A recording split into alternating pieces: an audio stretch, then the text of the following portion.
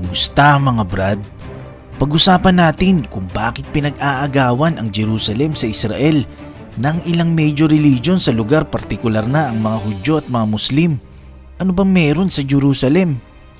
Kung bago ka lang sa aking channel, huwag kalimutang i-click ang subscribe button at notification bell para updated ka sa mga kwento at trivia na gaya nito. Let's go! Ang Israel ay matatagpuan sa Middle East, napapalibutan ng Egypt, Jordan, Syria at Lebanon. Sa kaliwang bahagi nandyan ang Mediterranean Sea at sa bandang ibaba nito ay ang Gulf of Aqaba na dumurugtong sa Red Sea. Ang bansa ay nahati sa 6 na administrative districts o yung tinatawag na Mehozot. Ito yung claim na lupain. Pero ang pagiging capital ng Jerusalem ay hindi pa noon completely recognized ng international. Ang area na may kita nyong nakakulay pula sa bandang gitna, yan yung tinatawag na the West Bank. Pero sa mga Israeli, tinatawag yan na Judea at Samaria. Sa ibabang area naman na kulay pula, yan yung tinatawag na Gaza Strip. Yan yung pinag-aagawang teritoryo sa pagitan ng mga Israeli at Palestines. Pero ayon sa UN o United Nations na ang teritoryong ito ay hindi recognized na parte ng Israel. Ibig sabihin, ang malaking bahaging lupain na kulay pula at yung sa ibaba ay pinamumunuan ng magkaibang Palestinian authorities. Ibig sabihin, iba ang namumuno sa West Bank at iba rin naman ang sa Gaza. Kung ang Korea ay merong DMZ o Demilitarized Zone na humahati sa North at South nito, ang border naman na humahati sa pagitan ng Israel at Palestinian State ay tinatawag na Armistice Line o Green Line. Ito ay na-establish matapos maitatag ang modern day Israel. Kung papansinin, mukha namang maayos yung division. Pero alam nyo ba na ang Green Line ay technically hindi tinuturing na full nation state border division? Kumbaga, sinet up lang ang Armistice Green Line bilang ceasefire line o tigil putukan sa pinag-aagawang lupa. Ang Israel ay napakaraming conflict since independence, tulad na lang ng tinatawag na 6-Day War.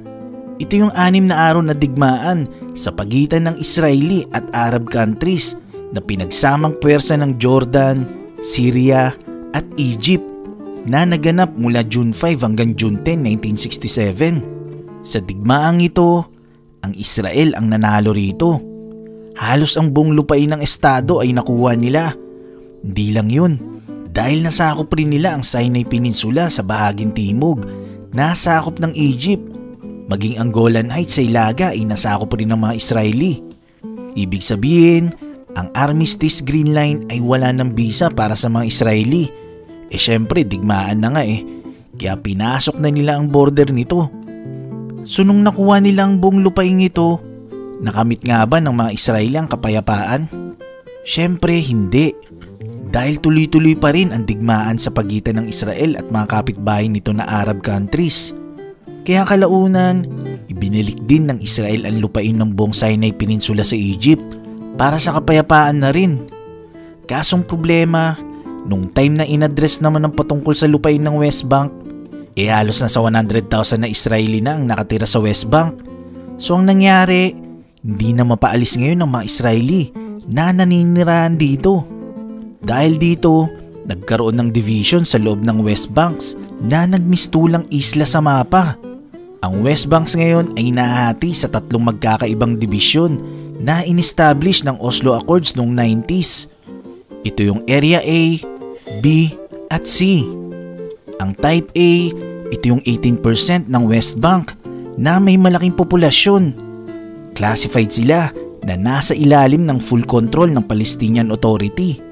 Ang Type B naman, ito yung 22% ng lupain ng West Bank. Ito ay nasa ilalim ng Palestinian Civil Authority, pero under sila ng Israeli Security Control. Ang Type C naman ay ang 60% ng lupain na halos hindi tinitiran ng sinuman. Ang buong lupain ito ay fully controlled ng Israel at kinakailangan ng permit sa Israeli authorities para makapagtayo ang Palestinians ng kahit anong establishmento rito although sobrang hirap makakuha ng permit ang mga Palestinians para rito. Sa ngayon, sa halos 500,000 ng Israeli citizens, 5% dito ang naninirahan sa loob ng West Bank.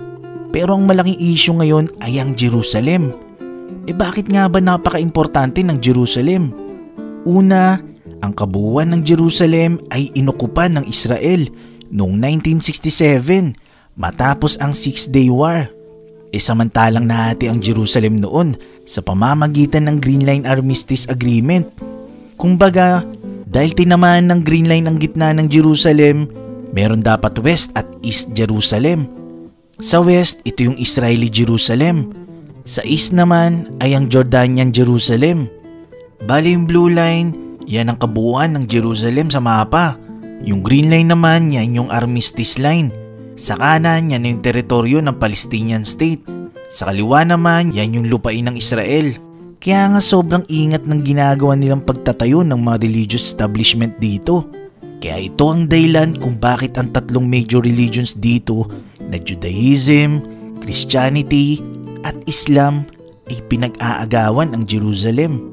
Partikular sa mga Hudyo at Muslim. Ang majority sa UN member states ay hindi nire-recognize ang ginawang annexation ng Israel sa Jerusalem. Naniniwala sila na dapat ang Jerusalem ay nasa ilalim ng international status.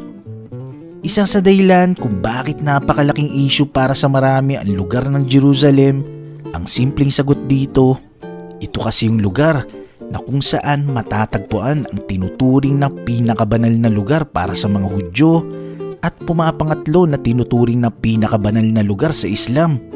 At ito ang Temple Mount. Ibig sabihin, ang Temple Mount ay parehas na itinuturing na holiest place ng Islam at Judaism. Ano nga ba ang Temple Mount? Ang Temple Mount, ito yung kiniklaim ng mga Hudyo na site na kung saan dito itinayo ang first and second Jewish temples libong taon nang nakararaan. Ang unang templo ay itinayo ni Haring Solomon.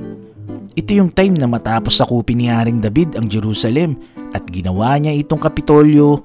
Kalaunan, tinayuan ito ng templo ng anak niyang si Haring Solomon. At ito nga yung tinuturing nilang first Jewish temple. Ang first Jewish temple na itinayo ni Haring Solomon ay kalaunan winasak ng Babylonians sa pangunguna ni Haring Nebuchadnezzar.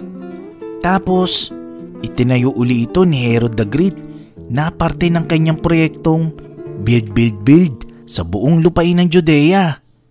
Nga pala yang si Herod the Great, siya yung Herodes nung time na pinagpapaslang niya lahat ng mga bata matapos niyang mabalitaan ang pagkapanganak ni Jesus.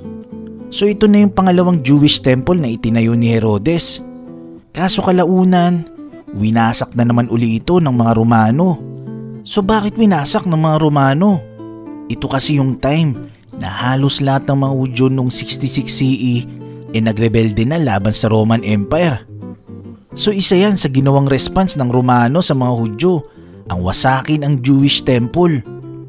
Matapos wasakin ito ng mga Romano, ang templong ito ay ginawang templo ng mga Romano para sa kanilang Diyos na si Jupiter. Hanggang sa dumating ang mga Umayyads noong 7th century. Ang Umayyads, ito yung grupo ng mga Muslim na itinuturing na first great Muslim dynasty ng Islamic Empire. At nung dumating sila, winasak nila uli ito at dito na itinayo ang Dome of the Rock bilang isang shrine at hindi isang mosque. Ang Dome of the Chains, ito naman ang kanilang prayer house at hindi shrine. At ang Al-Aqsa Mosque naman dito, ito na yung mismong mosque. So mula noon, wala nang ibang hinangad ang Jewish community, kundi mabawi, maibalik, at maitayong muli ang Jewish temple balang araw sa pangatlong pagkakataon. At syempre, hindi ito ganun kadali sa mga Hudyo.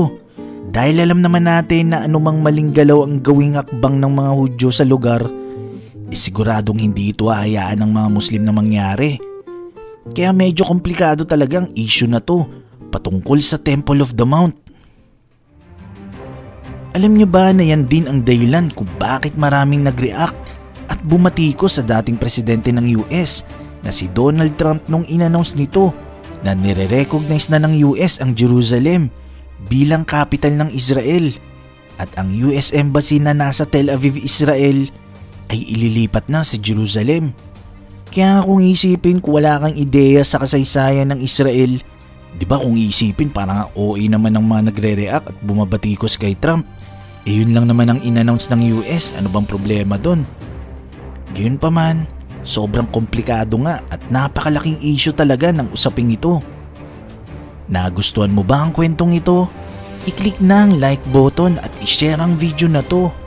Mag-iwan lang ng komento para sa inyong mga saloobin. Maraming salamat. Hanggang sa muli.